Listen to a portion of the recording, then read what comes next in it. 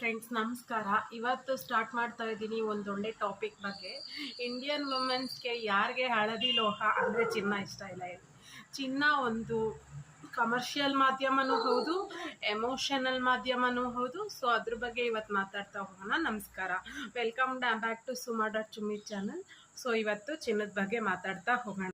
ಚಿನ್ನ ಅಂದರೆ ಯಾರಿಗಿಷ್ಟ ಇಲ್ಲ ಹೇಳಿ? ಪ್ರತಿಯೊಬ್ಬರು ಇಷ್ಟಪಟ್ಟು ಹಾಕೋತಾರೆ. ಹೀಗಾಗಿ ಇವತ್ತಿನ ಸಂದರ್ಭದಲ್ಲಿ ಚಿನ್ನ ಭೂಮಿ ಮೇಲೆ ಹೂಡಿಕೆ ಮಾಡುವುದಕ್ಕಿಂತ ಎಲ್ಲರೂ ಚಿನ್ನದ ಮೇಲೆಯೇ ಹೂಡಿಕೆ ಮಾಡ್ತಿದ್ದಾರೆ ಅಲ್ವೇ? ಯಾಕಂದರೆ ಚಿನ್ನದ ಬೆಲೆ ಜಾಸ್ತಿ ಆಗಿದೆ. ಸೊ ಇನ್ಮೇಲೆ ಚಿನ್ನದ ಮೇಲೆ ಹೂಡಿಕೆ ಮಾಡಬೇಕಂದ್ರೆ ಒಂದು ಬಾರಿ ಯೋಚನೆ ಮಾಡಲೇಬೇಕಾಗಿದೆ. ಯಾಕಂದರೆ 10 ಗ್ರಾಮ್ ಚಿನ್ನದ ಬೆಲೆ ಇವತ್ತು ಎಷ್ಟು ಬಂದು ನಿಂತಿದೆ ಅಂದರೆ ಸ್ನೇಹಿತರೆ, ನೀವು ವರ್ತಮಾನದಲ್ಲಿ ಬದುಕ್ತಾ ಇರೋದ್ರಿಂದ ನಾನು ಅದನ್ನು ಹೇಳಬೇಕಾಗಿಲ್ಲ.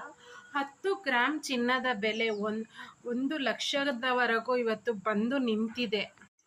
ಹೌದು, ಅಮೆರಿಕದ ಅಧ್ಯಕ್ಷ ಡೊನಾಲ್ಡ್ ಟ್ರಂಪ್ ಸೇರಿದಂತೆ ವಿಶ್ವದಾದ್ಯಂತ ಭಾರತದ ಮೇಲೆ ಗರಿಷ್ಠ ತೆರಿಗೆ ಅಂದರೆ ಗರಿಷ್ಠ ಟ್ಯಾಕ್ಸ್ನ ಅಪ್ಲೈ ಮಾಡಿಸಿದ್ದಾರೆ. ಸೊ ಇದರಿಂದ ನವದೆಹಲಿಯಲ್ಲಿ ಚಿನ್ನದ ಬೆಲೆಯಲ್ಲಿ ಭಾರಿ ಏರಿಕೆ ಕಂಡಿತ್ತು.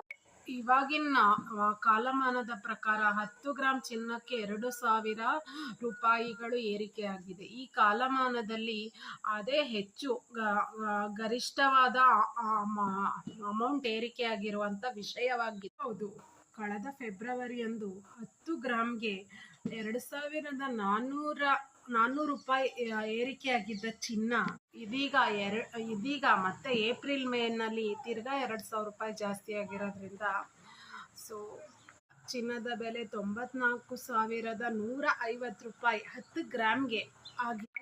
ಈ ಹಿಂದೆ ಶುದ್ಧ 10 ಗ್ರಾಮ್ ಚಿನ್ನಕ್ಕೆ 92,150 ರೂಪಾಯಿ ಇತ್ತು. ಆದರೆ ಈಗ 2,000 ರೂಪಾಯಿ ಹೆಚ್ಚಿಗೆ ಆಗಿರೋದ್ರಿಂದ ಅದು 94,150 ರೂಪಾಯಿಗೆ ಏರಿಕೆ.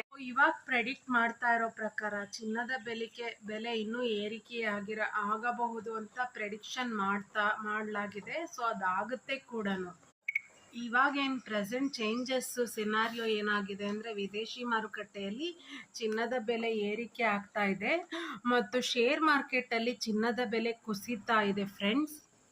4 ದಿನದಿಂದ ನಿರಂತರವಾಗಿ ಚಿನ್ನದ ಬೆಲೆ ಏರಿಕೆಯಾಗಿರುವುದನ್ನು ಕಂಡರೆ ಜೀವಮಾನದಲ್ಲಿ 2,000 ಅತಿ ಏರಿರುವ ಗರಿಷ್ಠ ಮೊತ್ತವಾದ ಚಿನ್ನದ ಅಮೌಂಟ್ ಆಗಿದೆ ಫ್ರೆಂಡ್ಸ್.